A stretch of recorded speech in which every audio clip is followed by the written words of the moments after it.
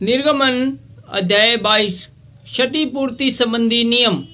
यदि कोई मनुष्य बैल या भेड़ या बकरी चुराकर उसका घात करे या बेच डाले तो वह बैल के बदले 5 बैल और भेड़ बकरी के बदले 4 भेड़ बकरी भर दे। यदि चोर सेंध लगाते हुए पकड़ा जाए और उस पर ऐसी मार पड़े कि वह मर जाए तो उसके खून का दोष न लगे। यदि सूर्य निकल चुके तो उसके खून का दोष लगे।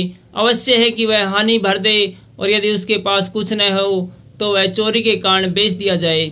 यदि चुराया हुआ बैल या गधा या भेड़ या बकरी उसके हाथ में जीवित पाई जाए तो वह उसका दूना भर दे। यदि कोई अपने पशु से किसी का खेत या दाख की बारी चराए, अर्थात अपने पशु को ऐसा छोड़ दे कि वह पराए खेत को चर ले, तो वह अपने खेत की और अपनी दाख की बारी की उत्तम से उत्तम उपज में से उस हानि को भर दे।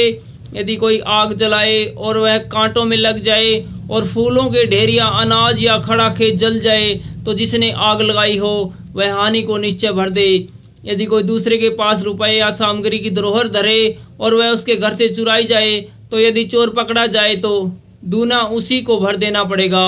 यदि चोर न पकड़ा जाए तो घर का स्वामी परमेश्वर के पास लाया जाए कि निश्चय हो जाए कि उसने अपने भाई बंधु की संपत्ति पर हाथ लगाया है कि नहीं। चाहे बैल, चाहे गधे, चाहे भेड़ बकरी, चाहे वस्त्र, चाहे किसी प्रकार की ऐसी खोई हुई वस्तु के विषय अपराध क्यों न लगाया जाए। जिसे 2 जन आप अपनी अपनी कहते हो तो दोनों का मुकदमा परमेश्वर के पास आए, और जिसको परमेश्वर दोषी ठहराए दूसरे को दूना भर दे।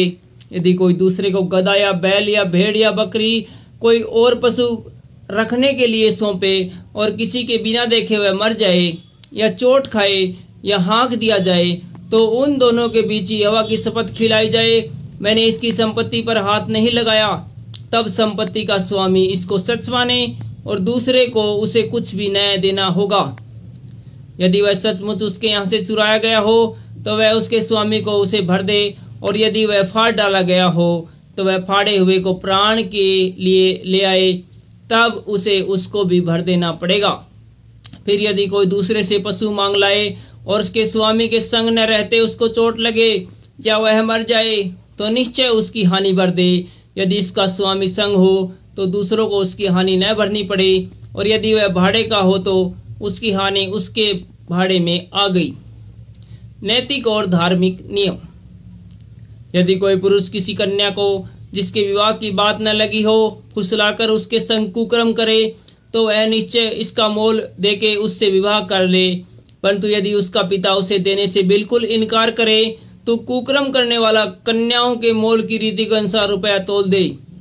तू जादू टोना करने वाली को जीवित न रहने देना। जो कोई पशु गमन करे निश्चय वह मार डाला जाए। जो कोई यहोवा को छोड़ किसी और देवता के लिए बलि करे उसका सत्यानाश किया जाए। तुम परदेशी को न सताना और न उस पर अंधेर करना, क्योंकि मिस्र देश में तुम भी परदेशी थे। किसी विधवा या अनाथ को दुख न देना। यदि तुम ऐसों को किसी प्रकार का दुख दो तो वे मेरी दुहाई दें, तो मैं निश्चय उनकी दुहाई सुनूंगा। तब मेरा क्रोध भड़केगा और मैं तुमको तलवार से मरवाऊंगा, और तुम्हारी पत्नियां विधवा और तुम्हारे बालक अनाथ हो जाएंगे। यदि तू मेरी प्रजा में से किसी दीन को जो तेरे पास रहता हो रुपए का ऋण दे तो उससे महाजन के पास उस महाजन के समान ब्याज न लेना।